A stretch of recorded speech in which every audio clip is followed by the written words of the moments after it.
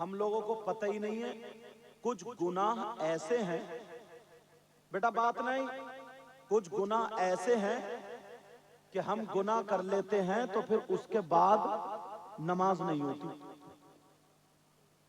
کچھ گناہ ایسے ہیں جو گناہ کر لیتے ہیں پھر نماز نہیں ہوتی، روزہ نہیں ہوتا، زکوٰۃ نہیں، حج نہیں.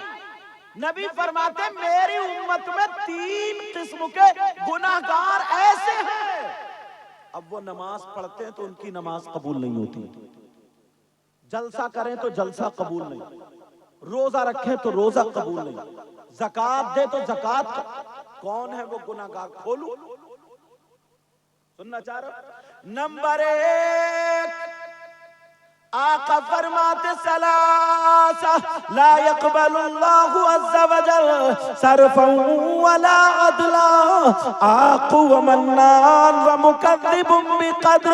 نبی فرماتے ہیں وہ ہے جس کی نماز قبول نہیں، روزے قبول نہیں، زکوٰۃ قبول نہیں، حج قبول نہیں.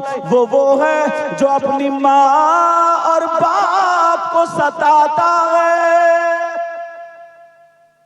جو اپنے ماں باپ کو تکلیف دیتا ہے، جو اپنے ماں باپ کو ناراض کر دیتا ہے، جو اپنے ماں باپ کو ستاتا ہے، جو اپنے ماں باپ کا کہنا نہیں مانتا. آقا فرماتے یہ کوئی مولانا نہیں کہتا، یہ مفتی صاحب نہیں کہتے، نبی فرماتے ہیں اگر جس کے ماں باپ جس سے ناراض ہیں اس کی نمازیں قبول نہیں، اس کے روزے قبول نہیں، اس کا جلسہ قبول نہیں، اس کی کوئی بھی عبادت قابل قبول نہیں. لیکن اب پہلا سبق کیا ہے؟ ماں باپ کو راضی کرنا. پہلا سبق کیا بولو؟ ماں باپ کو راضی کرنا. اور سنو، یہیں تک نہیں پیارے، اللہ، مرد ہیں، مرد ان کا بیٹا بیٹی، ساس سسر، چچا تاؤ خالو مامو پھوپھا، جتنے بھی ریلیشنز ہوتے ہیں، اسلام سے پوچھو مردوں پر سب سے زیادہ حق کس کا ہے؟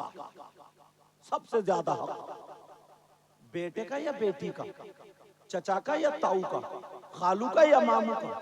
تو مذہب اسلام یہ کہتا ہے مردوں پر سب سے زیادہ حق اس کی ماں اور باپ کا ہے. اب تم خود دیکھو بیوی پہ کتنا خرچہ کر رہے ہو، اتنا ماں باپ پہ کر رہے ہو یا نہیں کر رہے؟ آپ خود دیکھو. اب میرا کام بتانے کا ہے، اور کوئی مولانا تو نہیں، یہ تو اسلام کا. اچھا عورتیں بیٹھی ہیں، سنو، عورتوں کے بھی رشتہ دار ہیں، ان کا بھی چچا تاؤ خالو مامو پھوپھا پھوپھی ماں باپ سب ہیں. عورتوں پہ سب سے زیادہ کس کا؟ یہ بھی سن لیں، اس کے بیٹے سے زیادہ، بیٹی سے زیادہ، ماں سے زیادہ، باپ سے زیادہ، بھائی سے زیادہ، بہن سے زیادہ. عورتوں پر سب سے زیادہ حق اس کے شوہر کا. کس کا بولو؟ اس کے شوہر کا ہے. عورتوں پہ سب سے زیادہ حق. اگر شوہر کی اجازت نہیں ہے نا تو بیوی کو گھر سے قدم نکالنا جائز نہیں. شوہر کی اجازت کے بغیر.